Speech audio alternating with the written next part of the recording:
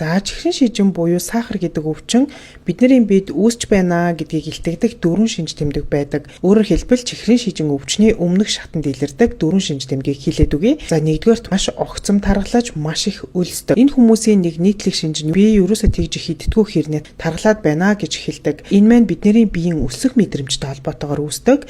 Өөрөөр хэлбэл инсулин дааврын дүжрэл үүсээд инсулин үүрэг үйл ажиллагаагаа бидний биед гүйцэтгэж чадхаа болоод ирэхээр бидний бие цаанаасаа инсулин даавар дутагдаад байна гэж ойлгоод нойр булчирхаанаас инсулинаа ялгаруулсаар байдаг.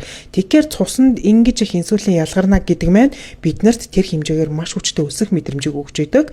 Тэгэхээр тэр өсөх мэдрэмжийг дарахын тулд бид нар маш их иддэг, өөрсдөө ч мэдгүй идсээр байдаг. Тийм болохоор маш огцом таргалдаг. Хоёр дахь шинж тэмдэг маань хоол идсний дараа маш их нозоордог, маш их залхуурдаг. Бидний биед ингэж инсулин ихээр ялгараад ахаар бидний цуснд байгаа сахар унаад, цуснд байгаа сахар бага үед бидний биеэс хамгийн хохирол амсдаг эргэтэн бол бидний тархи байдаг. За мөн тархи маань маш их энергийг зарцуулж байдаг ийм эргэтэн. Цуснд байгаа сахар ингээ багасчих үед бид нар тархийг энергиээр хангаж чадахгүй болчдөг.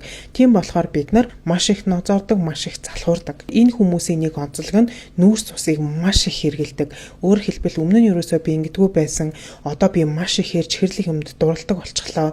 Чихэрлэг юм идэхгүй бол би ерөөсөө ингээд байж чадахгүй байна гэдэг ийм үгийг хэлээд байдаг. Энэ нь бидний бие цаанаасаа сахарыг хангалттай нөөцөж хоримтлуулж чадахгүй байгаатай холбоотой бие маань аюул эрсдэлд ороод байна гэж ойлгоод нүүрс цусыг маш ихээр нэхэж эхэлдэг. Тэр хэмжээгээр нүүрс цусыг маш их хэмжээгээр идээд идэг болчдөг. Гурав дахь шинж тэмдэг ямар ч шалтгаангүйгээр ядраад сулдаад байдаг. За инсулин гэдэг даавар маань сүүлд хэрэглэх энерги хоримтлуулахын тулд бидний эсэд сахарыг хадгалдаг үүрэгтэй. Инсулины дүжрэл үүсээд ирэхээр ч юм уу энэ үүрэг үйл ажиллагаагаа гүйцэтгэж чадхаа байгаад ирэхээр бид нар энергийн дутагдалд ороод үүнтэй холбоотойгоор бид нар маш амархан ямар ч шалтгаангүй ядраад сулдаад зүгээр амарч байгаа хэрнээл би ядраад байна гэдэг. За хамгийн сүүлд нь буюу дөрөвт нь бидний биед үүссэн шарх шархлааны эдгэрэлт удааширдаг. Өмнө нь хамар дотор гарсан шарх ч юм уу аман дотор гарсан шарх гар хөлний энтиндээ шалбарсан тохиолдолд маш хурдан идэгдэг байсан бол сүүлийн үед энэ шарх маань идэхгүй удаашралтай явагдаад байгаа бол энэ цуснд сахар өндөр байх магадлалтай.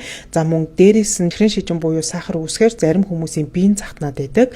Тэр тусмаа хитрхи хоол идэх юм уу гурилан бүтээгдэхүүн идсний дараагаар биеийн захтнаад байдаг хүмүүс бас байдаг. Тэгэхээр би юу хэлэх гээд байна вэ гэхээр миний саяхан хэлсэн дөрвөн шинж тэмдгээс танд байх юм бол ямар нэг байдлаар цуснд байгаа сахараа шинжилгээгээр өгж үзээрэй. За тэр тусмаа танаа гэр бүл удамд чихрийн шижинтэй хүн байдаг бол та заавал цусны шинжилгээгээр цуснд байгаа сахараа хянуулж үзээрэй. Танаа гэр бүл удамд хэн нэгэн чихрийн шижинтэй байлаа гэд та 100% чихрийн шижин туснаа гэсэн үг бол биш. Гэхдээ бид нар тэр гэр бүл удамдаа чихрийн шижингүй хүмүүстэй харьцуулах юм бол чихрийн шижин буюу сахар өвчнөөр маш амархан өвднө гэсэн үг.